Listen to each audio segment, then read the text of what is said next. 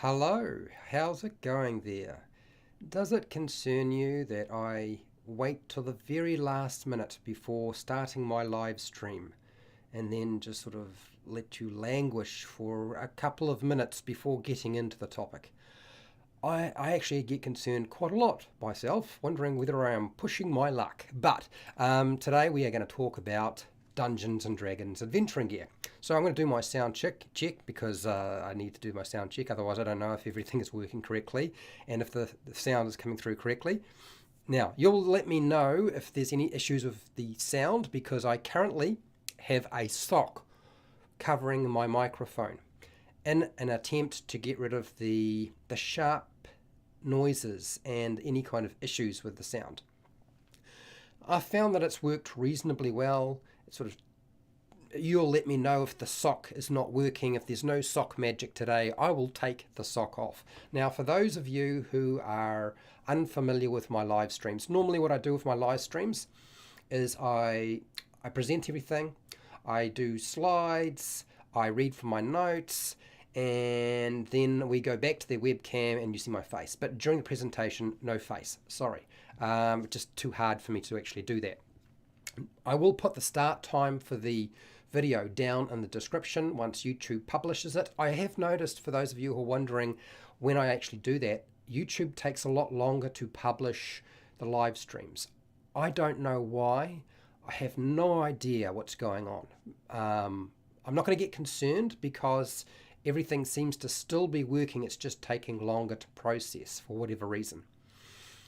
Okay, so I'm going to get rid of this because everybody seems to be pretty happy with the sound, which is good. Now, if you want to watch the live stream later on and you're kind of wondering why you can't get back to it, you need to have a couple of things done. You need to subscribe to the channel, hit the bell notification, and turn on notifications for YouTube. If you don't do those things, you can't get into the live stream. That's sort of part and parcel of the deal. I figure the people dedicated to the channel are more interested in the live stream. If you're a patron, you get access to live streams, no problem. It's not an issue. If you want to get hold of this video later on, the edited version, I do an edited version. So you don't have to freak out, but you will need to waste like a couple of days for the edited version.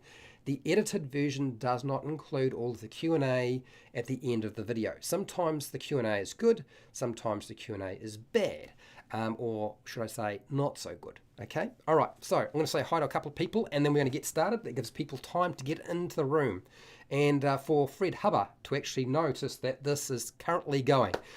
We know Fred gets here late quite often, and I know he doesn't like to be late. Hi Matt, how's it going, Tom? Right, Kanoko's here. Lauren, hi Lauren. You're from Canada?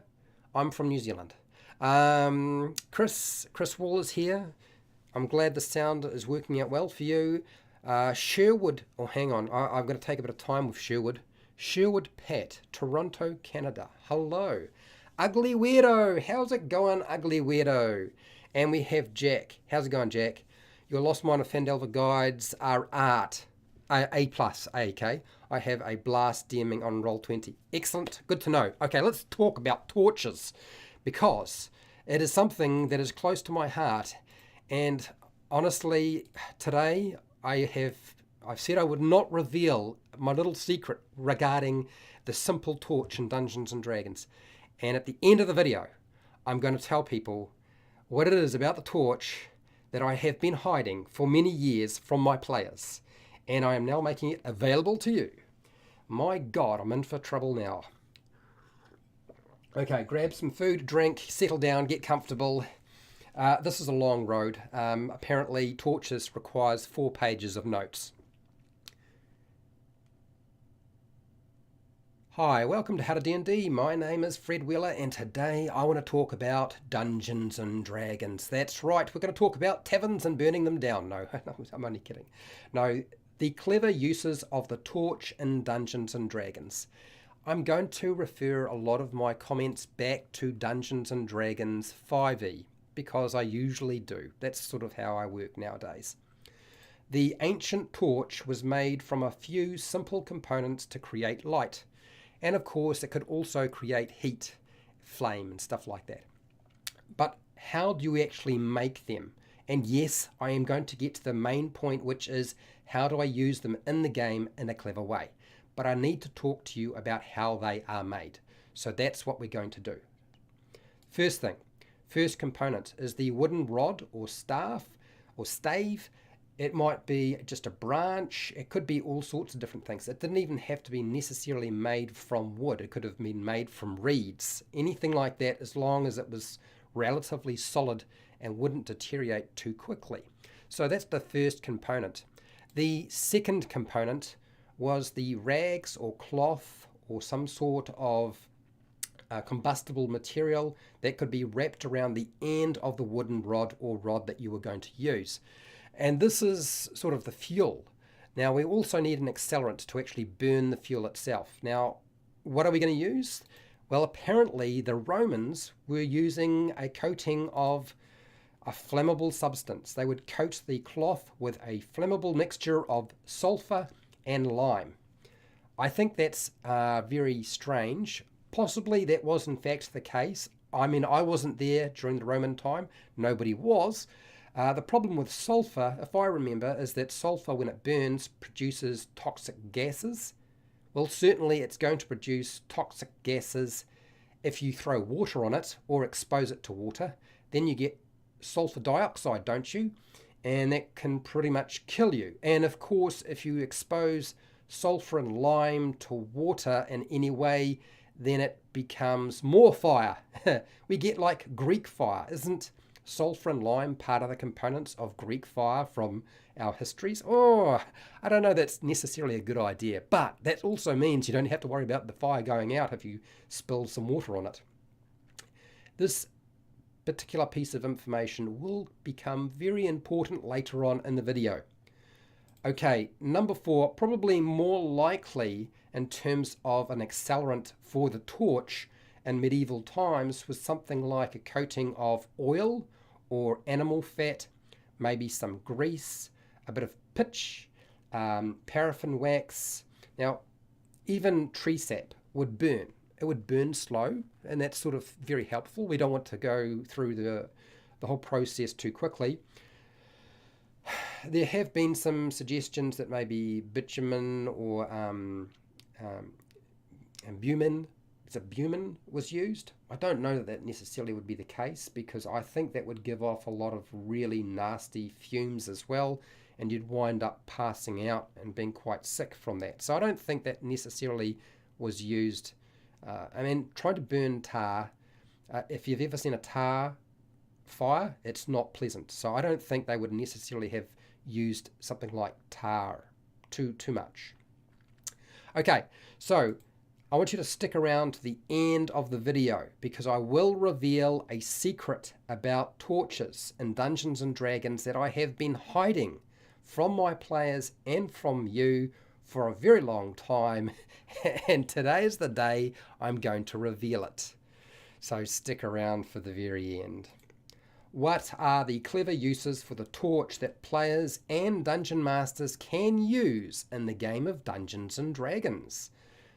Now you'll notice I'm saying players and dungeon masters because I suggest to dungeon masters this particular video is going to be very important. I would say this is extremely important. Number 1, you can see in the dark for 20 feet with bright light. Oh my God, you stuck around this long and he's given you this sort of information. I do apologize. Yes, it produces light, and light is important because it allows you to see monsters and traps so you don't stand on things. So very simple stuff we're going through, the basics. We'll get more complicated, don't you worry. You can also use a torch and drop it down a hole to see if it has a bottom to it, or at least what the depth of that hole might be if it does have a bottom. Yes, dropping the torch down there will work. Yes, you can also use a stone and cast light on it and drop it down there. The cantrip will work. You know, there are other things you can drop down holes that make light. I do understand this, but a torch is pretty useful. What a torch is really useful for is number 3, and that is to burn away those spider webs. If you're dealing with giant spiders and you see lots of webbing everywhere, that means they're probably using that web sense. They can actually feel the vibration through all of the webs that you are interacting or touching. So the last thing you want to do is have any involvement with webbing, right? The first thing, you see webs in a dungeon, you burn them. And what do you do that with? You use your torch. That's right, you use a torch. Yes, you could use firebolt. I'm aware of that as well. Okay. Number 4 is you can light a torch on a wall sconce with your torch. You can also make sure that you have your hands free to do other things by putting the torch into the wall sconce. Not that wall sconces inside any kind of location makes any sense whatsoever, but apparently we are playing a fantasy game, so we don't need to necessarily worry about the reality of what was actually inside a building.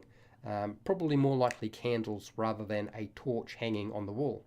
Okay, number 5, you can light your campfire. Yes, you could use your flint and steel. Yes, you could use your tinderbox. But if you have a torch and you've been wandering around with your torch, you might as well use it to start the campfire. We all like to make things go boom, don't we? Well, I know I do. But you can light the fuse to an explosive with your torch. Yes, you could use a candle. Yes, there are other ways.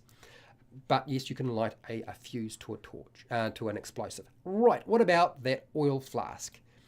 Yes, number 7 would be oil flask, oil spill, throw it on the ground, throw your torch at the oil spill or at the oil flask that's flying through the air and about to smash on the ground, and boom, you have fire in that location, which you can use as a barrier to stop other people from getting to you or set somebody alight.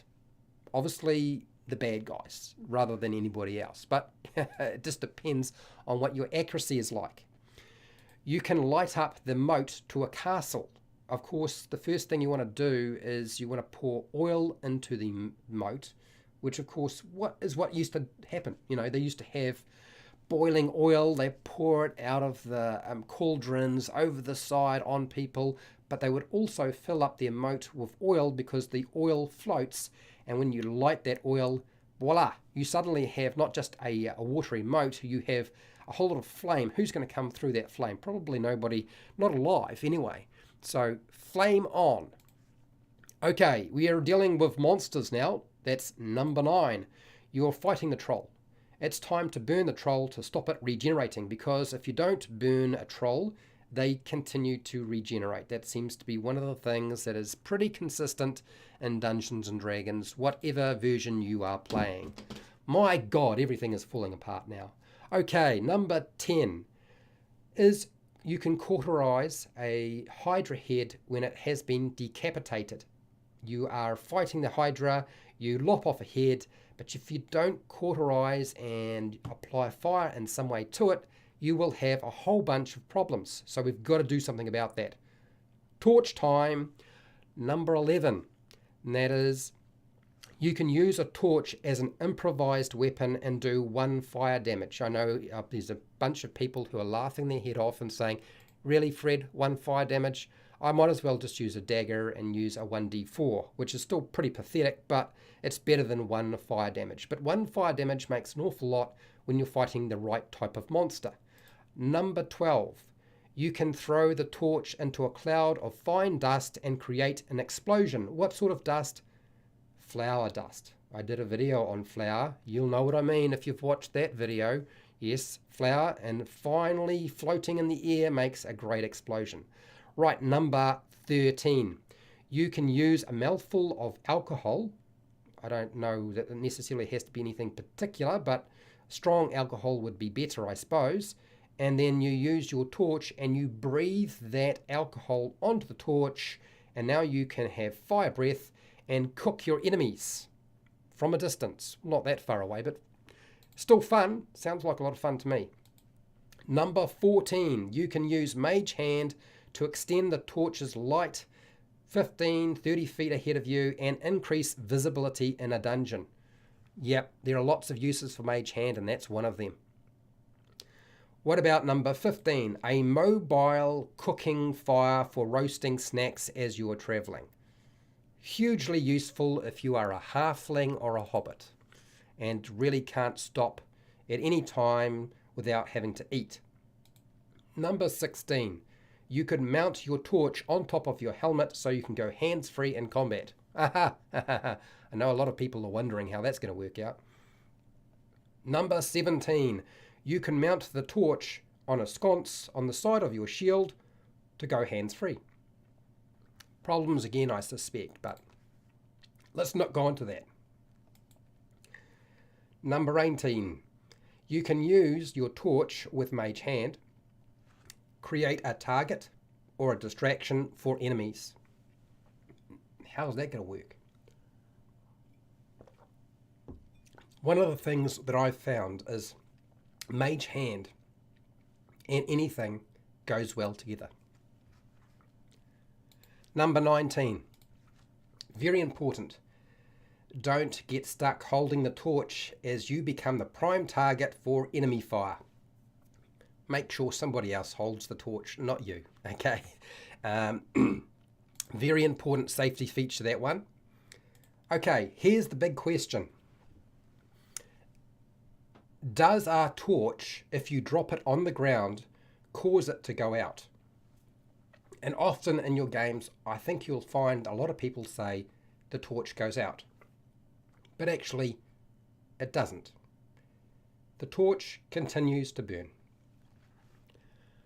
What about on a wet ground? No, not like a big pond, but does a torch, if you drop it on a wet ground, cause it to go out?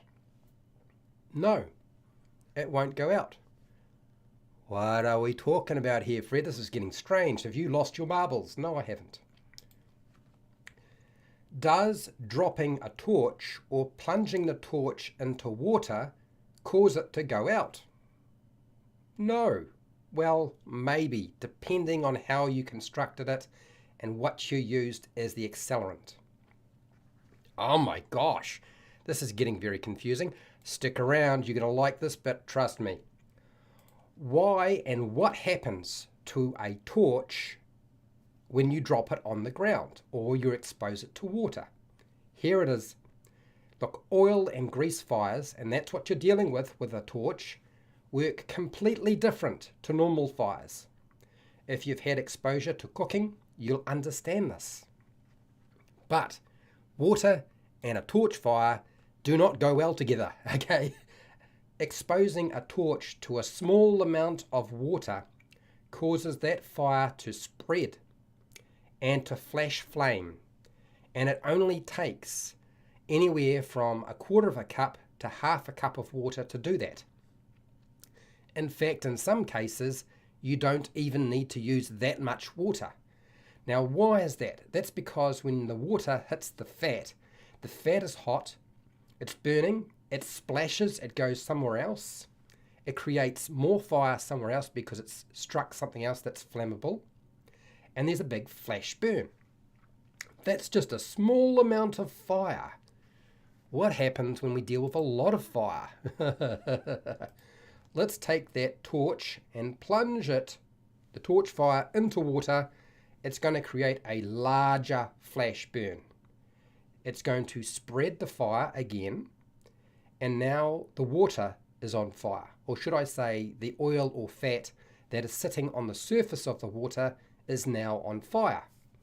This really changes the way things work in Dungeons and Dragons when you start thinking about what happens with a torch fire. Because if you do something like, okay, water, plunge into, with torch, what's going to happen? You will set your arm on fire. More than likely, your arm will be on fire. Quite possibly your body will be on fire.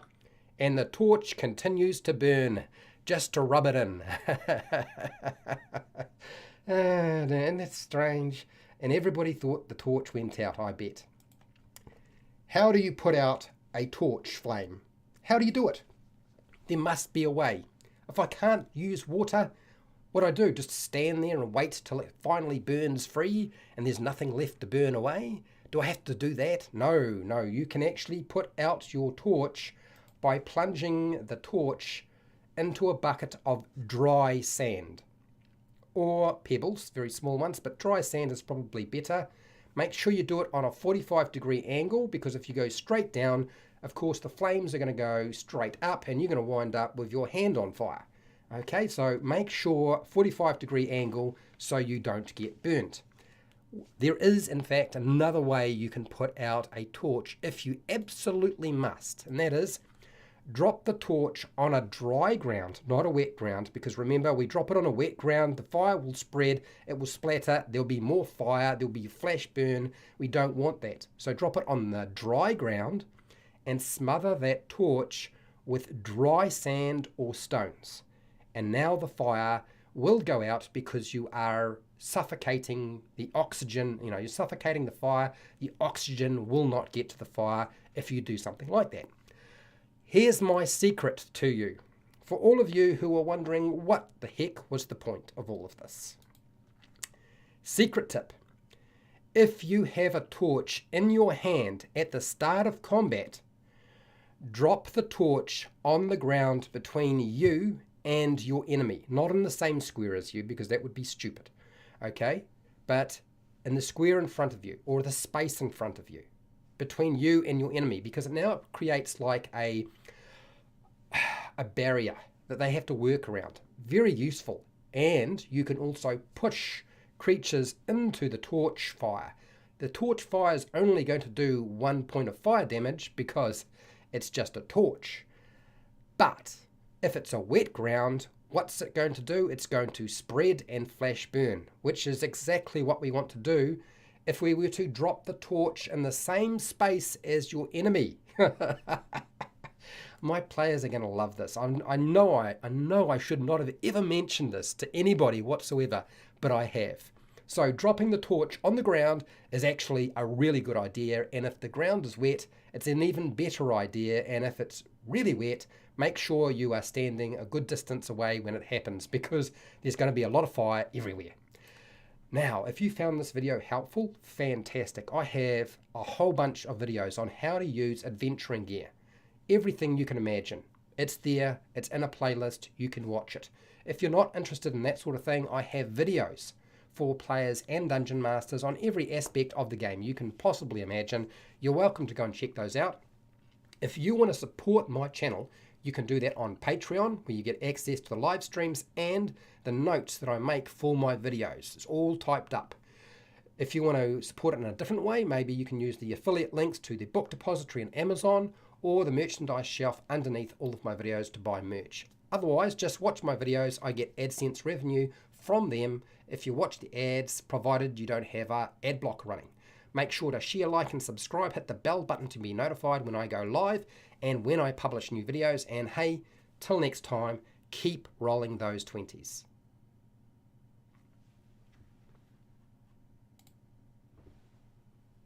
Whoa!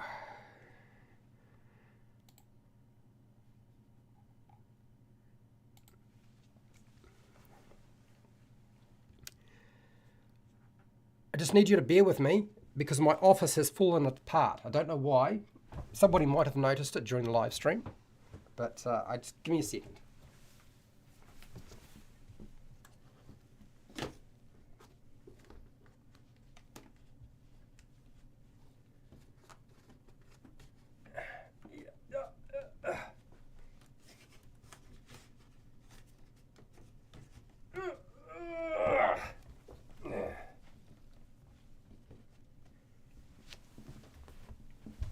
The grunting noises were for effect. They weren't really because I was actually straining. I'm just milking it for all it's worth.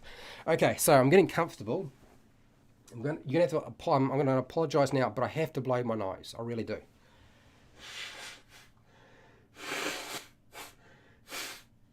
Oh, I hate winter. I hate New Zealand winter.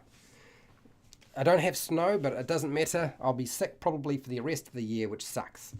Okay, let's get back to the live stream. I'm going to bring back my face. For those of you who were like, oh, where's the person? I am here, just coming. Give me a second. Righto, there's still people in the room. I see a lot of people have left. I would imagine that it is a bunch of people who are just like, Fred, that sounds ridiculous. But honestly, I have been for years not telling my players what happens when a torch hits the ground. and I deliberately don't run it the way it should, because otherwise they would use this tactic every single time. So, if you have questions about how to use a torch in Dungeons and Dragons, this is the time to tell me, okay? If you disagree with me, fine, I understand. But we are talking with a grease fire. They're using fat. They're using something that does not react well with water. So that means that if you are walking around with a torch and it starts raining, the torch doesn't go out. In fact, the torch may create quite a few problems for you because of the things you're using as the accelerant, okay? Okay, let's just check, see if my eyes are actually working today. Oh, slightly better today. Oh, that's nice. Oh, that's good news. All right, let's go through here. You have to be quick. If you have questions, it doesn't have to be about the torch. Yes, I will answer questions about the Lost Mine of Phandelver or the Curse of Strahd or anything else you want me to ask me. I will answer those questions because that's the whole point of the live stream at the very end where there's a Q&A. You get an opportunity to ask me questions. When I get to the bottom of the live stream chat, wham, I'm out of here, okay? And I go and do something else like cook some food for myself. So, oh, I do hate winter. Okay, so I said hi to Matt, Sam, and Kanoko, Lauren, Chris, Sherwood, Pat, Ugly Weirdo, Jack, and what do we got here, Chris? So yeah, I'm toying with doing another video on the Lost Mine of Phandelver. Yes, I said I wouldn't do any more, okay? It may well be around magic items in the Lost Mine of Phandelver. I don't know that that necessarily is super useful to people, but I have had a couple of people mention it, and I'm like, well, I suppose I could do something like that, okay? And I'm still toying with maybe teaming up with another channel to talk about some of the adventures that we have run. And Lost Mine of Phandelver, Curse of Strahd would all be on the bucket list to chat about in terms of how they went for us. What, Matt, you got here? You can attack with a torch for 1 fire damage. Yes, that's right, which is why I pointed it out. Hard alcohol. That's right, hard alcohol. You want the hard stuff. If you're going to breathe fire, use the hard stuff. Pardon me. Okay, so what have we got here? Cole Powell 1-1. Wave it in front of your face. No, don't wave the torch in front of your face. Okay, so the video wasn't really supposed to be about how to hold a torch because we're really not going to go into the mechanics of that. Holding the torch in front of your face will just cause you to probably set your hair on fire because the flames coming from it are quite large and they move around a bit too. But you'll blind yourself. So you hold it off to the side, okay, is probably the best way to go, away from your head and your body so that you don't set yourself on fire. And you don't blind yourself so you can't see where you're going. You like that tactic, Matt? I bet you do. If I'm lucky, very few people will watch this video and then I won't have created a whole lot of problems for a whole bunch of dungeon masters. Because I know right now there's a few people sitting there thinking, oh my god, he's right. I think he's right. It's a torch and it's a grease fire. Oh my god, he's right. And if the dungeon master figures it out and the players figure it out, it's going to be a very standard operating procedure. I can tell you that now. Yes, if Simon's here or JP's here, it's going to be the first thing they try tomorrow. Kanoko, you love the tip. I'm glad you like the tip. I've been holding off a long time. A General Nerd. Hi, how's it going, mate? Hi, Robert. I may end up using in Curse of Strahd. Yeah, well, see, here's the thing. That means that your enemies who could hold a torch, if you have monsters or enemies or NPCs, and drop it on the ground in front of the player's characters. And it's going to cause a whole bunch of interesting problems. Yeah, Matt, yeah, epic idea, Fred, magic items.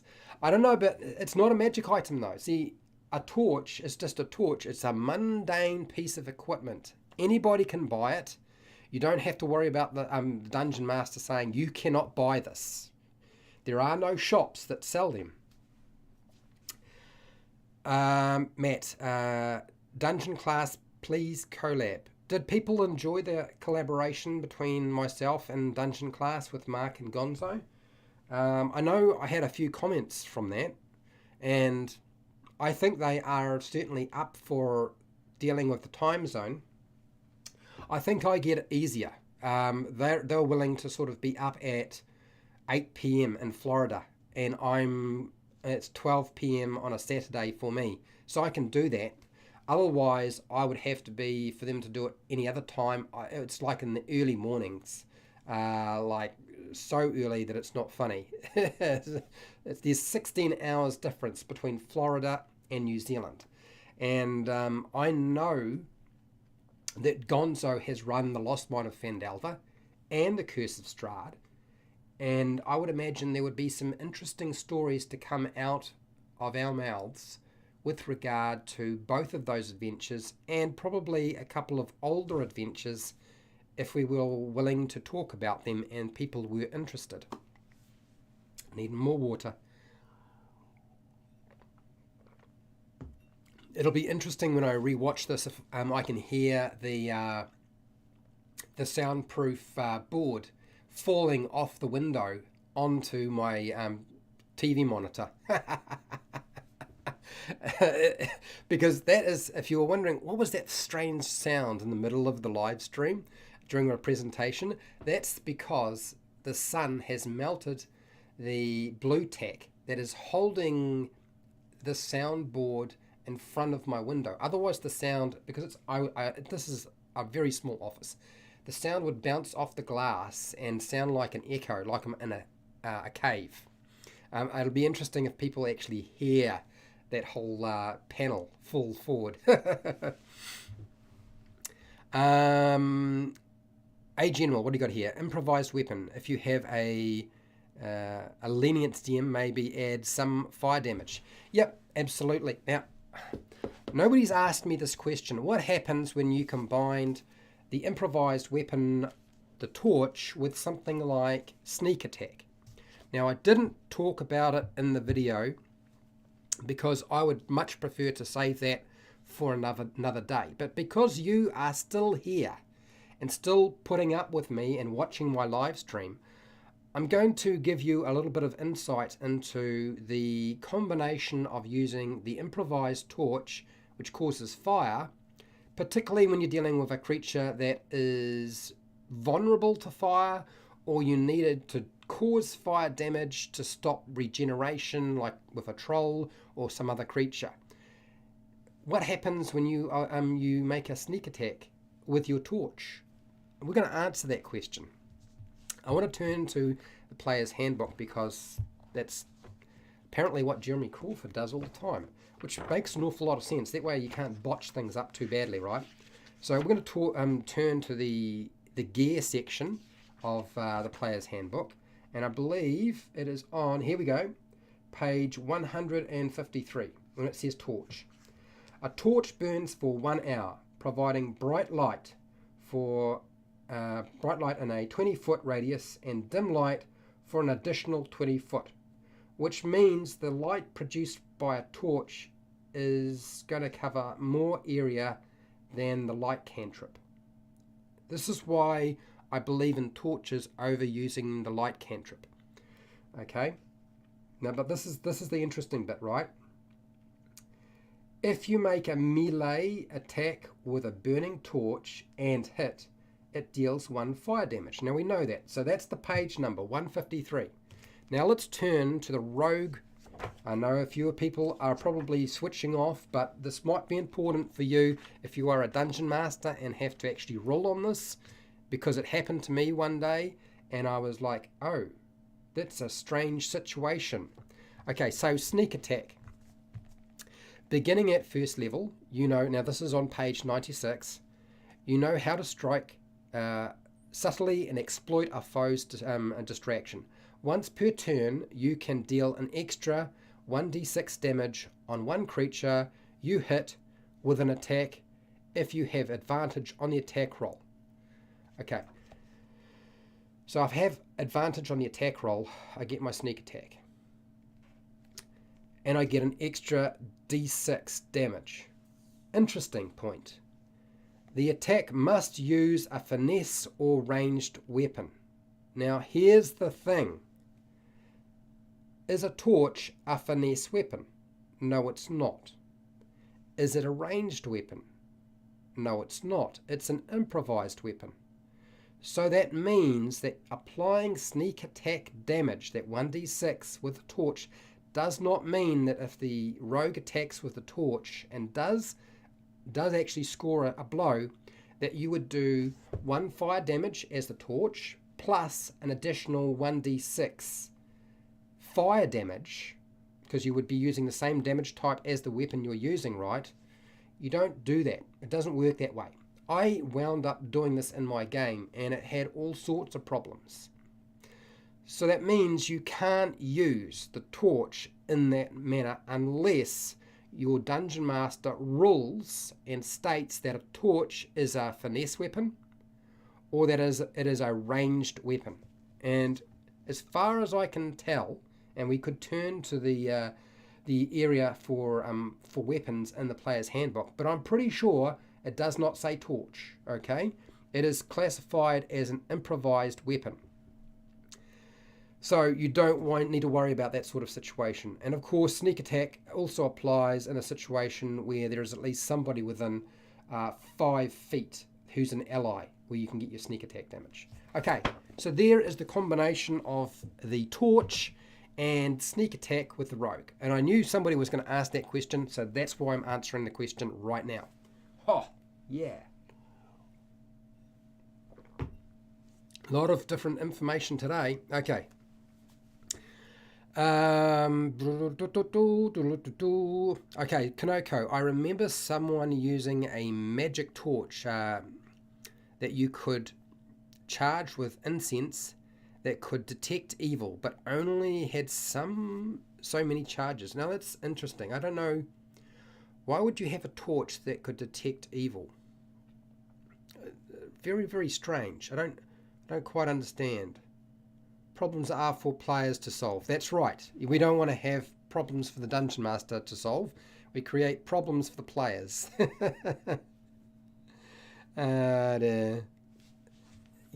We heard the panel, I think. Okay, you did hear the panel. The panel did come down. Doesn't hitting somebody with a torch do bludgeoning damage too? No, it does not. No. The damage that it does is just fire damage. It would require a Dungeon Master to rule that the torch is acting like a club. And then if you decide that the torch is close enough in size, proportion as a club, and it's been used like that, then that would make an awful lot of sense. Yeah. But that's requiring the Dungeon Master to rule that the torch is a bludgeoning improvised weapon. And I don't think that a lot of Dungeon Masters are going to do that, because what would wind up happening is that people would use the torch, which is probably not a bad thing. I mean, it's only going to increase damage output by a small amount, and say, okay, I have a club, essentially, this is the torch, it's going to do the same amount of damage as a club, bludgeoning, plus an additional 1 of fire damage. So the numbers aren't huge if you were to do it that way if you wanted to.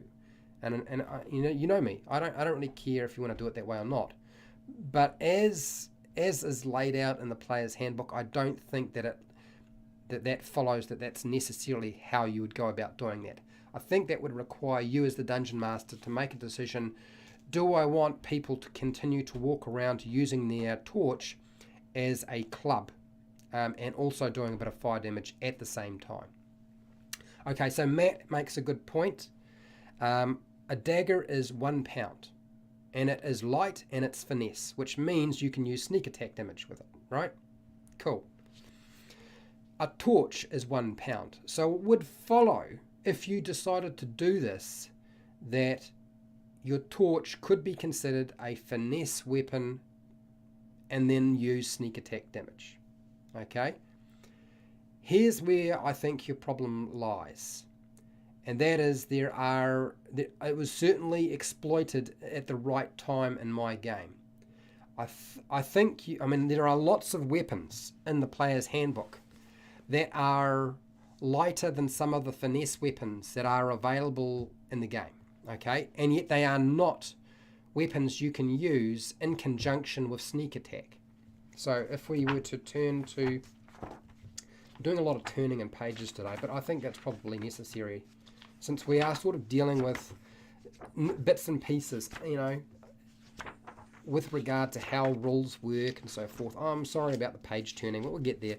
One day we will get there. Okay, so let's have a look here. So we're looking for finesse. So the weapon has to be a finesse weapon. It doesn't matter if it's light. It just said finesse. And it needs to be a ranged weapon. Okay, so we're not going to need to worry about the ranged weapon because the torch is not really classified as a ranged weapon. Okay, it's basically an improvised club.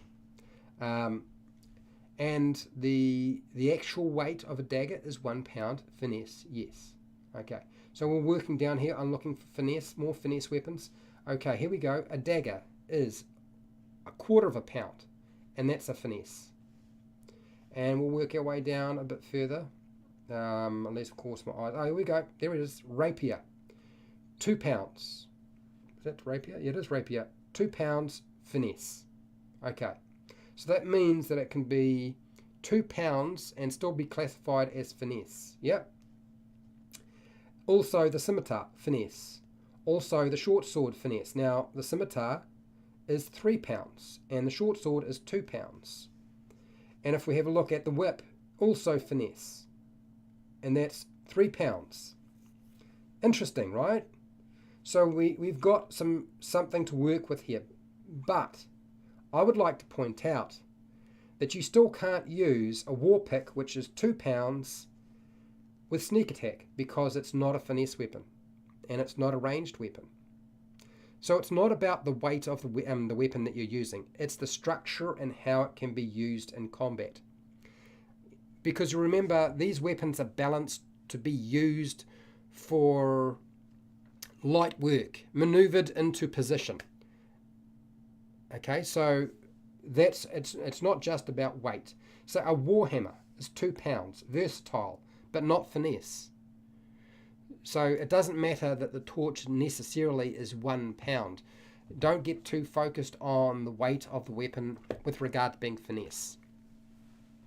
I think that's what the designers were sort of working towards, if you were wondering. Okay, I need to change the glass. I brought 2 glasses of water with me today. You guys are lucky. I will drink all the rest of that though. And we'll get back to the chat. This is a long conversation. Okay, so I think we covered finesse and how that might work and how to deal with that. Really, I think that's up to the Dungeon Master discretion rather than being rules as written as such. The Fire Club, yeah, exactly. Yeah, the club is 2 pounds if you wrap 2 torches together. Yeah, right. I get where you're going with that. Dear, you're so funny. Yeah, it's an improvised club. That's really what it is, not a finesse weapon. Joseph, how's it going, Joseph? How can anybody do a sneak attack with a lighted torch when they can see the torch bearer coming from afar? It's not about being able to see them coming, Joseph. And I'm not saying that you can use your sneak attack with a torch. I'm saying that you probably can't, as written. It would require Dungeon Master discretion. Remember, the advantage is not because they can't see you, okay? And having a ally, you know, 5 foot away from your target is got nothing to do with them not seeing you. So the light from the torch has nothing to do with it. Weight and light, nothing to do with it. Okay? It's just that the torch is not balanced for combat. It's not designed for doing that sort of thing. It's designed to light. Pardon me. A lot of gas. I do apologise. Matt, any ally is next to target. Yeah, exactly. That's where we need to sort of remember. How is a whip £3? Pretty heavy whip. I think, I don't know that I've ever weighed a whip to see how much they actually weigh. So I don't know what the actual reality of weight for a whip might be. But I guess the thing to remember is it's not made, you know, a whip is not necessarily the type of whip we are used to seeing in the movie. You know, a movie whip is probably very, very different. And there are probably many different types of whips as well. Yes, a whip does have reach. Yeah, that's right. Will has a good point. £3 is not a lot. Not that I use pounds in my country. We're using kilos, but the game works in pounds. So, you know, £1 is very, very light. £2 is pretty light. So is £3. Okay, I think we have covered everything. I've got to the bottom of the chat, which means usually that I can escape and let you get on with your day.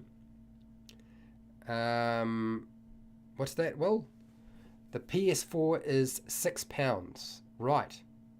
Hi, John. Oh, no. I missed the whole live cast. You did, John. I'm sorry, John. But yeah, I will be going. You will be...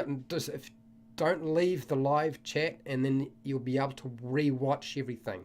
That's the whole point. If you're here, just don't jump out. Otherwise, you'll have to wait a few days before the edited version comes through. Okay, all right, it's time to get out of here because I am going to lose my voice, and I think I already did partially sort of croak through part of that presentation. So wherever you are in the world, look after yourself, your family, your friends, and look after your neighbours, but keep your distance. We want to stay safe, right?